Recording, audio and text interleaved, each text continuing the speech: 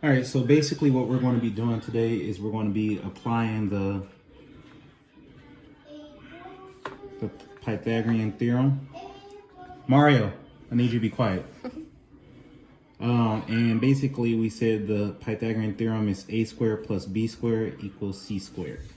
Right, so this only works for right triangles. You know a right triangle is a right triangle because it has to have at least one angle that equals 90 degrees. So for the problem that we're going to be doing today, we're going to say that this is 7 inches.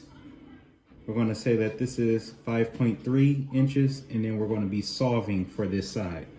All right, so to do that, we have to recognize that the hypotenuse is going to be what we have to input for C. So that's going to be the side that's opposite the right angle. So that would be this side right here. So we see that our hypotenuse is unknown. The others are legs. It doesn't really matter where we put those. So we identify our values. So I want to say A equals 7. I want to say B equals 5.3. And then of course, we said that our C is unknown. So now all I want to do is substitute those values into the Pythagorean theorem. 7 squared plus 5.3 squared. And it will equal C squared. We know that 7 squared is the same as 7 times 7, which is 49. Next, we have to do 5.3 squared. Now, for you all that say that you don't have the square sign on your calculator at home, you can just pull out a basic calculator, and it's basically doing 5.3 times 5.3. When we do that, we get 28.09.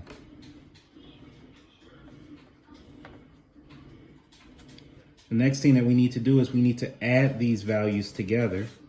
All right, so when we add them together, we end up getting 77.09.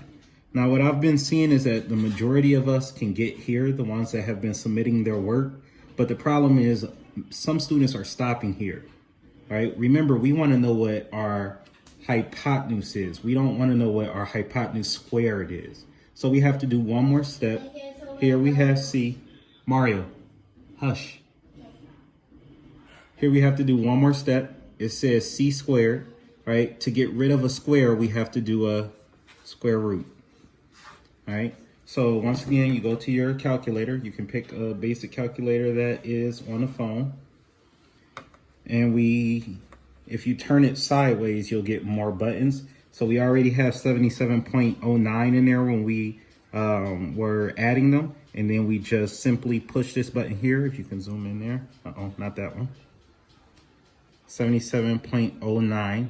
And then if we push this button here, that will get us squared. The square root, rather. And 1 second.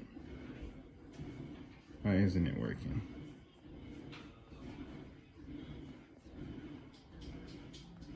Too bad I can't. Oh, sorry. You're going to do this button here where it says squared root. So 77.09. Now when we do that, we get our answer to 8.78. So once again, just in case, I want to make sure that I didn't confuse anyone. We have 77.09, and then when we want to do the square root of that, we push there. So our answer will be C. This missing side right here is going to be equal to 8.78. Remember, the hypotenuse is always going to be a longest side. So if you want to do a quick check, you can just check that. In fact, it is the longest side. All right, so that's one problem. I'll probably put up another 2 problems within the next couple of days, just showing different Pythagorean theorem problems. And hopefully this time we won't have my kids interrupting. All right, see you all. Bye.